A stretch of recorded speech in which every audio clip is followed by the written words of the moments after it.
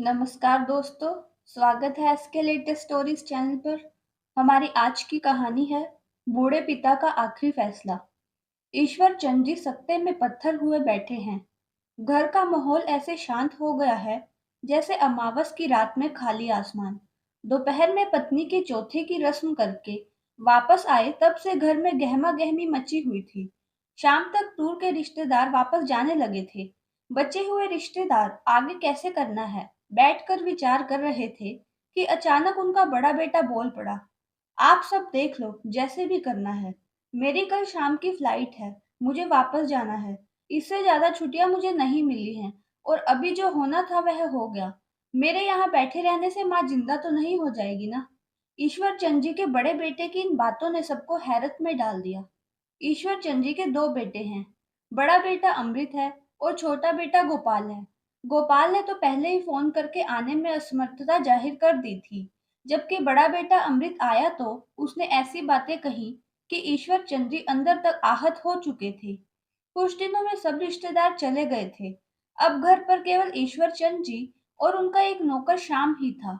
उदासी से घिरे ईश्वर चंद जी आज अपनी पत्नी को याद करते हुए डायरी लिखने बैठ गए। उनकी बूढ़ी आंखों से आंसुओं की दो बूंदें अपने आप टपक कर डायरी पर फैल गई। सुनीता जी, तुम्हारे स्वर्गवासी होने के बाद मैं कितना अधिक अकेला हो चुका हूँ, यह शायद तुम नहीं समझ सकोगी। तुम क्या गई, यह घर, यह बगीचा और घर की सारी वस्तुएं वीरान हो गई। मेरी तो दुनिया ही उजड़ गई। कितनी तेज रफ्तार है दुनिया यह, जहाँ बेटों के पास बूढ़े पिता से बात करने का समय तक नहीं है। हमारे बेटे हमें छोड़कर चले गए, लेकिन उनके जाने के बाद भी हमने अपने मन को, अपने आप को समझा लिया था। फिर भी हम एक दूसरे के साथ खुश रहते थे। लेकिन तुम्हारे जाने के बाद अकेलापन मुझे काटने को दौड़ता है। डायरी में अपने हालात लिखते लिखते ईश्वर चंद जी की आंखें फिर से भर आई। जीवन से थके शरीर की बूढ़ी और उदास आंखों को ईश्वर चंद कांपते हाथों से साफ करने लगे और फिर सोचने लगे अपने जीवन के पिछले सफर के बारे में। कितने खुश थे ईश्वर चंद उस समय जब उनका बड़ा बेटा अमृत अमेरिका जाने के लिए हवाई जहाज में बैठा था। अमृत ने इंजीनियरिंग की है। उसे अमेरिका में थोड़ी सी अतिरिक्त पढ़ाई करनी थी और एक दिन अमेरिका की जानी मानी कंपनी में इंजीनियर का पद पाकर वहां हमेशा रहने के लिए उसने अपना स्थान पक्का कर लिया था। 2 साल बाद जब अमृत भारत वापस आया था तो शादी करके अपनी पत्नी को भी साथ ले गया। अमृत के अमेरिका में सेटल होने के साथ साथ ही उसके छोटे भाई गोपाल को भी वहां जाने का शौक उठा। वह भी भारतीय लड़की से शादी करके अमेरिका चला गया और वहीं व्यस्त हो गया। दोनों बेटे अपनी घर गृहस्थी में रम गए थे। अब घर में केवल ईश्वर चंद जी और उनकी पत्नी सुनीता रह गए थे। वह किसी प्रकार जीवन रूपी उस नाव की पतवार को संभाले हुए थे, आराम और सहारे की तलाश करते हुए। वृद्ध दंपत्ति अब तो यह सोचने लगे थे कि कहीं उन्होंने अपने बेटों को विदेश भेजकर कोई भारी भूल तो नहीं कर दी है। एक दिन सुनीता जी रात को सोने गई और फिर कभी जागी ही नहीं। सोते हुए दिल का दौरा पड़ा और वे सदा के लिए अपने पति को छोड़कर चल बसी। पत्नी के चले जाने के बाद अब ईश्वर चंद जी नितांत अकेले ही नहीं बल्कि पूरी तरह से लाचार भी हो चुके थे। हालांकि दोनों बेटों को उनकी मां की मृत्यु की सूचना दी जा चुकी थी, लेकिन दोनों ही बेटों ने जवाब दिया, पिताजी हमारा आना भी संभव नहीं हो पाएगा। आप माँ का अंतिम संस्कार करवा दीजिए। बड़ा बेटा तो अपनी माँ के चौथे तक आ गया था, लेकिन छोटा बेटा नहीं आ सका था। अपने अकेलेपन से तंग आकर एक दिन ईश्वर चंद जी ने अपने बेटों को वापस भारत आने का आग्रह किया। बेटा, तुम तो जानते हो मैं कितना अकेला हो गया हूँ। तुम्हारी माँ के बिना एक एक पल बहुत मुश्किल से गुजर रहा है। यह घर तो जैसे काटने को दौड़ता है मुझे। तुम लोग वापस भारत आ जाओ। तुम्हारे इस बूढ़े बाप को अपनों के साथ की बहुत जरूरत है। रुआसी आवाज में ईश्वर चंद जी ने यह बातें बोली, लेकिन बेटों का उत्तर स्पष्ट था, पिताजी, अब हमारा भारत आकर रहना संभव नहीं है। इस तरह का आधुनिक रहन सहन हमें वहां नहीं मिलेगा। ईश्वर चंद जी समझ चुके थे कि उनके बेटे वहां के रीति रिवाजों से आदी हो चुके हैं। उनमें विवेक कम और झूठी प्रशंसा के तर्क अधिक थे।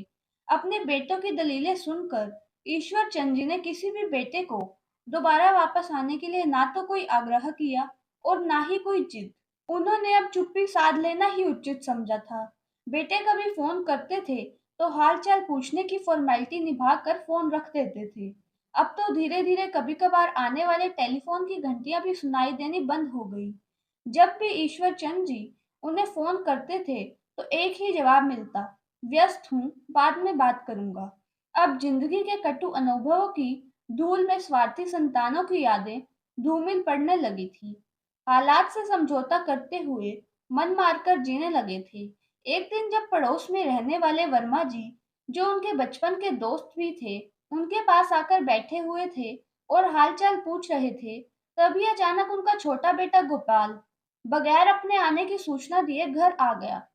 वर्षों बाद अपने बेटे का मुख देखकर ईश्वर चंद जी का सारा गुस्सा पलक झपकाते ही हवा हो गया। सारे गिले शिकवे भूलकर अपने बेटे को गले से लगा लिया। तू आ गया बेटा? ईश्वर चंद जी ने भरी आंखों से अपने बेटे से पूछा। तो वह बोला, पिताजी, मैं आपको अपने साथ लेने के लिए आया हूँ। अब आप बाकी के दिन अपने बच्चों के साथ व्यतीत कीजिए। बेटे ने कहा, पिताजी, अब आप दुकान और मकान बेच दीजिए, अब यहाँ रखा ही क्या है। वर्मा जी, जो कि प्रॉपर्टी डीलर थे, यह सब बातें सुन रहे थे। उन्होंने ईश्वर चंद जी को सलाह दी कि इतनी जल्दी में दुकान और मकान बेचने से अच्छी कीमत नहीं मिल पाएगी। जब कोई खरीदार मिलेगा तो वे उन्हें सूचित कर देंगे। यह बात ईश्वर चंद जी को उचित लगी। वैसे भी अपना पुश्तैनी मकान, जहां उनकी पत्नी की सुनहरी यादें बसी थी, उसे छोड़ने का उनका बिल्कुल भी मन नहीं था। सो अपने मकान को अपने विश्वास पात्र नौकर श्याम के हवाले छोड़कर ईश्वर चंद जी एक दिन विदेश की उस भूमि पर सदा के लिए बसने चले गए, जिसके बारे में उन्हें अब तक किताबों में ही पढ़ा था। लेकिन जल्दी ही उनके सामने अपने बेटे की मीठी बातों के पीछे छिपे मंसूबे उजागर हो गए। अब तो अमेरिका में रहते उन्हें 1 वर्ष होने को आया था और उस 1 वर्ष में उन्होंने क्या कुछ नहीं किया। जिस व्यक्ति ने कभी भारत में रहते हुए एक गिलास पानी खुद लेकर नहीं पिया था और वह व्यक्ति अपने बच्चों के आदेश पर खाना बनाने और पानी पिलाने तक विवश था। अपने घर में रहते हुए उन्होंने कभी एक रुमाल तक नहीं धोया था और अमेरिका आकर अपने बेटों के घर में नौकरों की तरह सारे कपड़े धो रहे थे।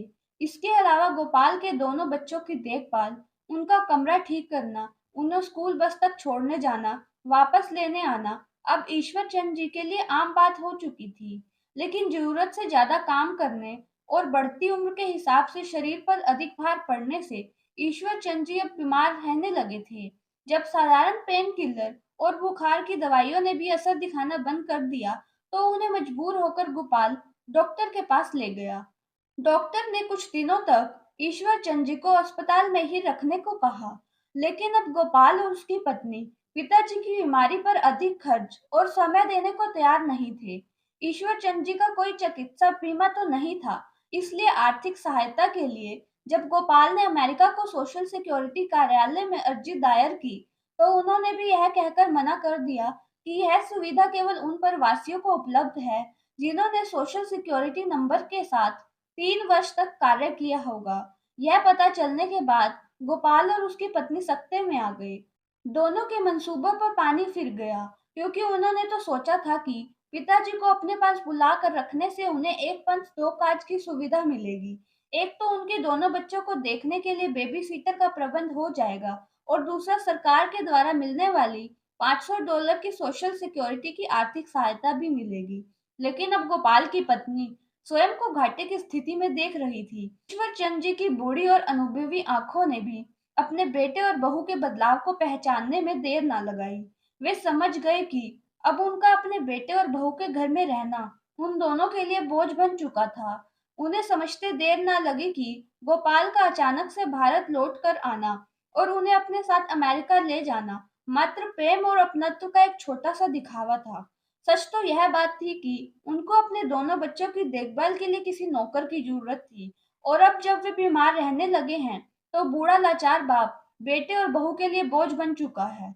एक दिन उन्होंने गोपाल से कहा, बेटा, मेरा यहाँ रहने का कोई मतलब तो नहीं निकलता है। बेहतर होगा कि मुझे भारत भेजने का प्रबंध कर दो। इतना सुनते ही गोपाल गुस्से में आ गया और बहू का पारा तो 7वें आसमान पर चढ़ गया। वह चिल्लाकर बोली, क्या समझ रखा है आपने हमें? कोई कुबेर का खजाना नहीं है यहाँ। कि जब चाहे जितना चाहे खर्च कर लो। हवाई जहाज का टिकट भी कम से कम $2000 का आएगा। कहाँ से आएगा इतना पैसा? अब खुद अपने बेटे के सामने बहू के मुंह से ऐसी बातें सुनकर ईश्वर चंद जी स्वयं को जमीन में गड़ा हुआ महसूस कर रहे थे। फिर वह देखते हुए बोले कि तुम मुझे अमृत के घर ही भेज दो, कम से कम तुम पर तो ज्यादा भार नहीं पड़ेगा। इस पर गोपाल अपनी पत्नी से अधिक झुंझलाता हुआ बोला कि मैंने बड़े भैया को फोन किया था, लेकिन भैया भाभी दोनों में से कोई भी आपको अपने पास रखने के लिए तैयार नहीं है। उनका कहना है कि मैं ही आपको लेकर आया हूँ, तो इस मुसीबत को केवल मैं ही जानूं और भुगतूं। गोपाल के मुंह से ऐसी अनकही बातें सुनकर ईश्वर चंद जी अपना माथा पीटने लगे। वह समझ गए थे कि किसी को मुझसे कोई सरोकार नहीं है। वे उस घड़ी को कोसने लगे जब बेटे की बातों में आकर उन्होंने अपना देश छोड़ा था। लेकिन अब वह कर भी क्या सकते थे? स्वयं को पूरी तरह हालात के हवाले छोड़ना ही एकमात्र रास्ता था उनके पास। लेकिन ईश्वर चंद जी बहू की आंखों में खटकने लगे थे। बहू उन्हें आते जाते हुए तिरछी नजर से देखा करती थी। एक दिन बड़े ही मान सम्मान के साथ बहू बोली, बाबूजी आप घर पर बैठे बैठे बोर हो गए होंगे, चलो आज आपको अच्छे कपड़े दिलाकर लाती हूँ, बाहर घूमेंगे तो आपका मन भी बदल जाएगा। ऐसा कहकर वह उन्हें मॉल घुमाने लेकर आई।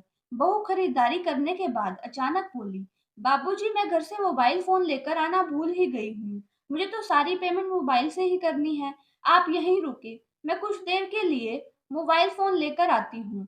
इतना कहकर गोपाल की पत्नी मॉल से बाहर निकल गई और फिर कभी उनके पास वापस नहीं आई। बेचारे ईश्वर चंद जी अकेले ही मॉल का एक एक कोना घूमकर थक गए और जब उनसे कुछ भी ना बन पाया तो थक हार कर मॉल के पास पड़े एक बेंच पर बैठकर अपनी बहू के वापस आने का इंतजार करने लगे। इस प्रकार प्रतीक्षा करते करते भूखे प्यासे बैठे बैठे उन्हें शाम हो गई। अंग्रेजी तो उन्हें आती ही नहीं थी, किसी को अपना दुख बताते भी तो कैसे? जेब में केवल $5 पड़े थे। सोचा कि अपने बेटे को फोन करें, लेकिन उन्हें अपने बेटे का फोन नंबर याद नहीं था।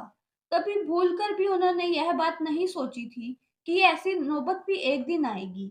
बैठे बैठे जब रात हो गई तो मॉल भी बंद होने का समय आ गया। अब तो ईश्वर चंद जी को आशंका होने लगी थी कि वह यहाँ संयोग से अकेले नहीं छूटे हैं, बल्कि उन्हें जानबूझकर अकेला छोड़ा गया है। उनका अपना ही खून उनके साथ ऐसा करेगा, यह सोचकर ईश्वर चंद जी फफक कर रो पड़े। कुछ आने जाने वाले लोगों ने उनकी इस हालत को देखा और समझा तो जरूर, लेकिन किसी ने भी सहायता करने की जहमत नहीं उठाई। ईश्वर चंद जी उठकर अनजान सड़क पर चल पड़े। चलते चलते उन्हें सामने एक मंदिर दिखाई दिया। अनजान देश में अनजान लोगों के बीच में खुद को अकेला महसूस करते हुए ईश्वर चंद जी ने जैसे ही मंदिर की तरफ देखा तो उन्हें एक अपनेपन का एहसास हुआ। भगवान के सामने बैठकर खूब रोए और भगवान से पूछने लगे कि उन्होंने ऐसे कौन से कर्म किए थे जो आज उन्हें यह दिन देखना पड़ रहा है। प्रश्नवाचक दृष्टि से भगवान को देखते हुए निढाल से वहीं पड़े रहे। जब मंदिर के कपाट बंद करने का समय आया तो पुजारी की नजर ईश्वर चंद जी पर पड़ी। पुजारी एक भारतीय युवा था। वह उनके पास बैठकर पूछने लगा, क्या हुआ अंकल जी, आप रो क्यों रहे हैं? अनजान देश में किसी के मुंह से हमदर्द भरे शब्द सुनकर ईश्वर चंद जी और भी जोर से रोने लगे। पुजारी समझ गया था कि यह बुजुर्ग अपने बच्चों से दूर हो गया है। उसने सबसे पहले उन्हें पेट भरकर लंगर खिलाया और फिर उनसे उनकी परिस्थिति के बारे में जानकारी हासिल करने लगे। लेकिन ईश्वर चंद जी को तो अपने बेटे और बहू के घर का ना तो कोई पता मालूम था, ना ही कोई फोन नंबर याद था। इस कारण पुजारी ने नियमानुसार सबसे पहले पुलिस स्टेशन फोन किया और फिर बाद में आवश्यक पुलिस कार्यवाही के बाद पुजारी ने ईश्वर चंद जी को मंदिर में बने अपने कमरे में रहने के लिए जगह दे दी। जब ईश्वर चंद जी कुछ सहज हुए तो पुजारी ने उनसे पूछा कि वे यहाँ कैसे पहुंचे हैं।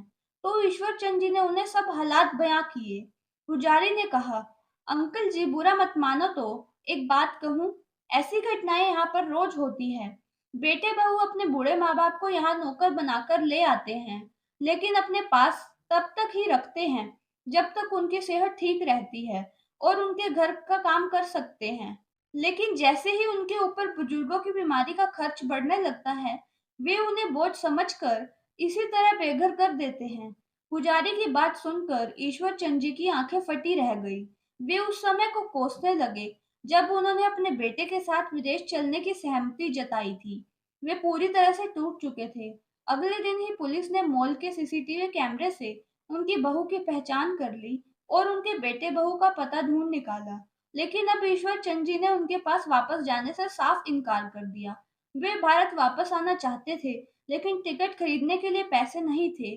पुजारी से मोबाइल लेकर अपने दोस्त वर्मा जी को फोन लगाया, लेकिन उनका फोन नंबर बंद पड़ा था। बहुत बार कोशिश करने के बावजूद भी जब वर्मा जी का फोन नहीं लगा, तो ईश्वर चंद जी ने अपने नौकर श्याम को फोन किया। श्याम ने जैसे ही फोन उठाया, तो ईश्वर चंद जी का हालचाल पूछने लगा। आप कैसे हैं बाबूजी? तबीयत तो ठीक रहती है ना आपकी? आपकी बहुत याद आती है। नौकर के मुंह से प्यार भरे शब्द सुनकर उनकी आंखों से आंसू सरबार हो गए। उन्होंने उसे अपना हाल कह सुनाया और उन्हें वर्मा जी से मिलकर टिकट के पैसों का इंतजाम करने के लिए गुजारिश की। श्याम ईश्वर चंद जी की यह हालत जानकर स्तब्ध रह गया और सोचने लगा कि माँ जी के होते हुए बाबूजी पर दुख की आंच न आती थी और आज इस हालत में बेगानी धरती पर जीने को मजबूर हैं। वह याद करने लगा कि बाबूजी ने मेरी बहुत मदद की है। जब मेरी माँ बीमार थी, तो उन्होंने उनके इलाज का सारा खर्च उठाया था और जब मैं पैसे वापस देने गया था, तो उन्होंने एक पैसा भी नहीं लिया था। आज उनका एहसान चुकाने का समय आ गया है। यह सोचकर श्याम ने उनकी मदद करने की ठान ली और जैसे-तैसे करके 5 दिनों के भीतर ही उनके बताए गए अकाउंट में पैसे पहुंचा दिए और हफ्ते भर में ईश्वर चंद जी वापस घर पहुंच गए। घर पहुंचकर श्याम से मिलकर बहुत रोए और उसे बताया कि किस तरह विदेशी धरती पर पल-पल काटना भी उनके लिए दूभर हो गया था।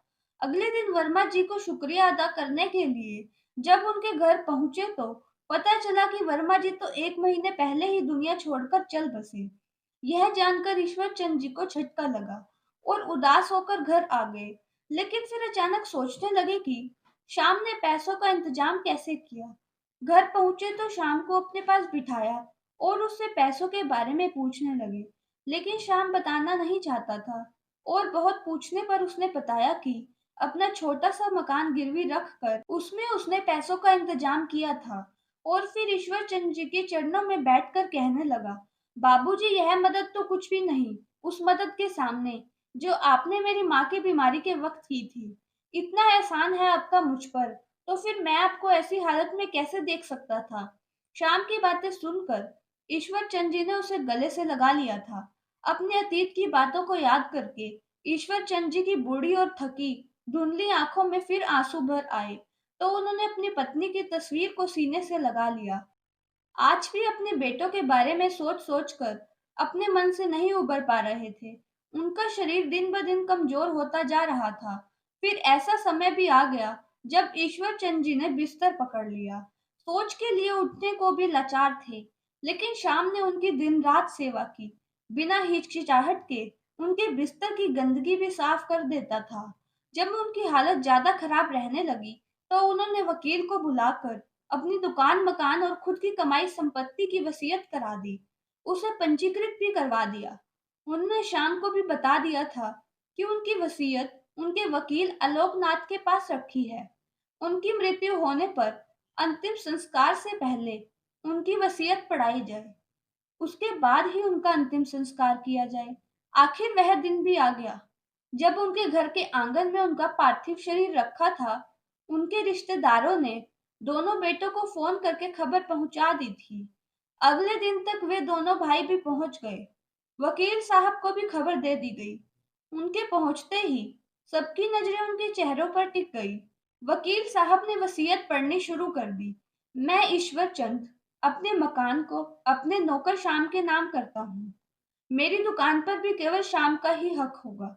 मेरे बैंक अकाउंट में ज्यादा तो कुछ नहीं, केवल मेरी कमाई से बचाए गए 50,000 हैं, जिन्हें मैं शाम को देना चाहता हूँ। यह बात सुनते ही दोनों बेटों की त्योरियां चढ़ गईं, लेकिन उन्होंने उस समय शांत रहना ही उचित समझा।